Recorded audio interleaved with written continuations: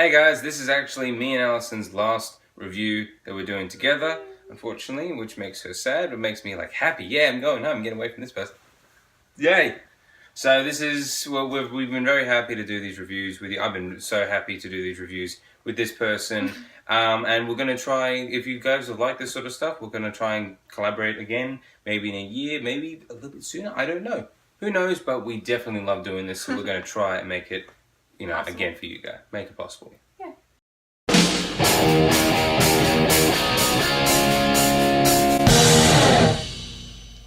So Star Trek Beyond is the third film in this new rebooted Star Trek film universe, and it's also the 13th film overall of the Star Trek film series, which is just incredible to think about. This movie is coming out just in this year, which is for the 50th anniversary of Star Trek. Even 50 years ago, Star Trek, the original series, premiered. Oh, that's just Crazy. incredible. And now we have Star Trek Beyond, which I was so excited for because, like, I'm a huge Star Trek fan. Allison, I've seen this one. That's it. Yeah, she's seen this one. This is her first Star Trek film. She does know about Spock's death at the end of Star Trek 2, which, yeah, I'm glad that she has that reaction to it. So Star Trek Beyond is directed by Justin Lin, which is different from the first two Star Trek movies directed by J.J. Abrams, which, to me, I had a little bit of caution towards. Justin Lin is usually known for being the director of Fast and Furious 3, 4, 5, and 6. So coming into this movie, I was thinking, can he pull it off? Can he actually make a good, decent film that isn't just, the action explosion that is Fast and Furious movies? And what I got was insane. Justin Lin really did prove himself as just an absolute lover of Star Trek because he went all out. His direction of the action, his direction of the characters, direction of a great script written by one of the film's co-stars, Simon Pegg and Doug Young. They just poured everything into this movie, all the Star Trek sort of things, but also a lot of stuff that a lot of general audiences can get behind, and it really shows off with this movie. Justin Lin, I'm so excited to see if he actually directs more movies. I want him to direct more movies in this universe. I want him to direct more Star Trek movies because he's shown to me that he has the ability to really pull it off. Chris Pine's performance as Captain Kirk is a true standout. His best performance out of the other two movies. You wouldn't know because you haven't seen but that. it was good. Yeah, me and her both have the same sort of positives, even though we are both very different viewers of this movie. Yeah. Chris Pine it spoke to me a lot because we could see the amount of heart that he was pouring into this character. Right. This sort of idea of, I don't know what it means to be captain, just really emulated the same sort of struggles that William Shatner poured into for the original Star Trek movies, even the original series as well. Those sorts of dealing with, with monotony, but also at the same time dealing with the true meanings of death and trying to live up to his father's magnificent legacy, though albeit brief.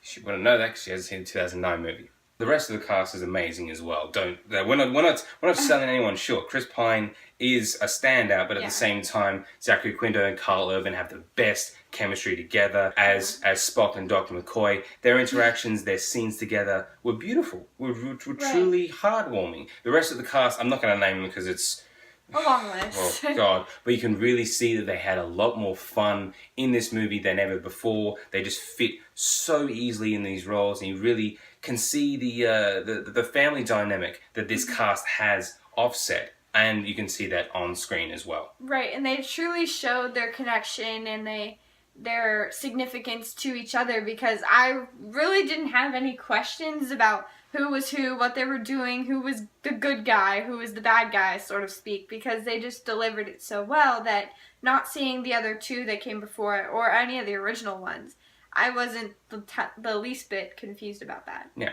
and that's what this movie really pulls off. It makes sure that Trek fans can be satisfied as much as possible because it has all these little tiny references that only they get and no one else. But it also has enough for general audiences to come in and go, wow, that was actually really fun. That was very interesting. Yeah. So it's what her reaction is. Other positives are the newcomer Sophia Boutella's Jaylah, who is this ass-kicking super warrior engineer sort of chick with the most awesome makeup you've ever seen. That is definitely going to be a huge cosplay for next year. I'm calling it. Okay? Fans, do it.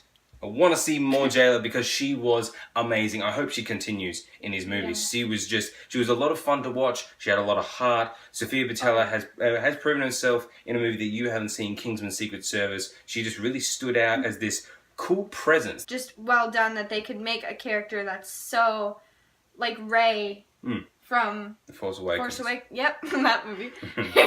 Yeah. So like Rey from The Force Awakens, that like she was abandoned and she had to go through this struggle to get to where she is, which is taking care of herself.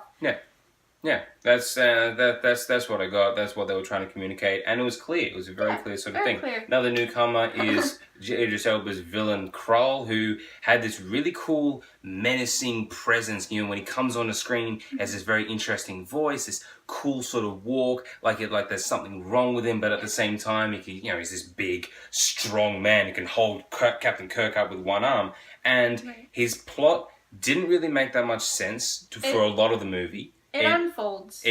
But it's just his plot didn't really make that much sense for a lot of the movie. For most of the second act, I was very confused as to what he's actually meant to be doing, why he's doing it, what his motives really are. But stick around, I'm telling you, everyone stick around, because towards the end of this movie, we see who Krull really is. There's this really interesting twist, which just left me completely stunned. And from then on, I was totally much more hooked into this character, into who he really is. Into the entire movie, and the rest of it, I was trying to decode it as if I was really trying to understand him in a positive way, rather than I'm confused, I have no idea what's going on. Right. So I think that Idris Elba just played that perfectly. His makeup was fantastic. So a really cool performance, for a really cool role for him to fit into. And just in general, Star Trek Beyond was just a lot of absolute fun. It was so energetic. The humor was consistent. The action was incredible. The starship battles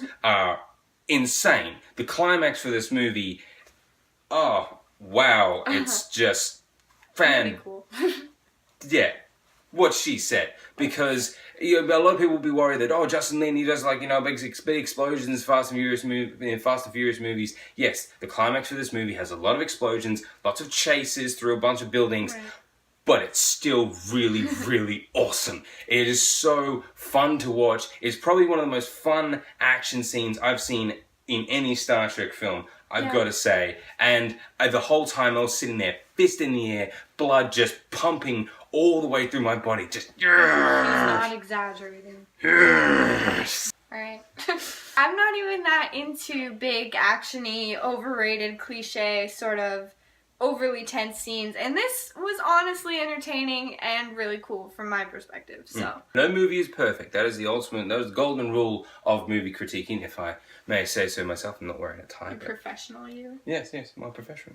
Yes. Star Trek Beyond, as I said before, Krull's villain plot does make sense for a lot of the movie, which kind of hampers it a bit. It kind of slows the pacing down a tad towards the second act. Right. You're not totally as interested as you were in the first and then following third acts.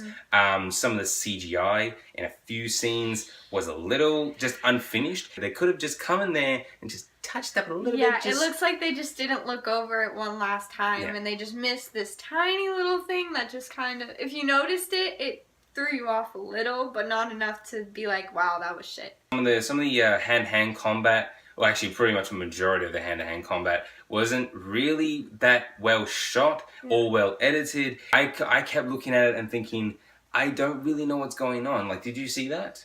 Did you I noticed it, but it was also kind of bittersweet, because there are some moments like where it's going through this labyrinth of these cool ships, and it's shaking and turning and morphing, and you're like, wow, this is really cool. It's like trying to take you in. But then when it's just like two people in a battle or something, I didn't notice it all the time, but there were some moments where I was like, she clearly did not punch him. Nonetheless, Star Trek Beyond is really the reason, this whole movie, of a whole experience, is the reason why I love this film series, why I just love this series in general, why I love this universe, why I keep coming back for more. It has everything that I've ever wanted a Star Trek movie to have. It could have just played it simple, nice, easy, but guess what? It still goes above and beyond different expectations. Beyond it. Other expectations that you might have, it goes into places that other Star Trek films haven't gone, and I really, really appreciated that. Star Trek Beyond was an amazing experience, was a really fun movie to watch, and I'd have to say that it's definitely worth the tickets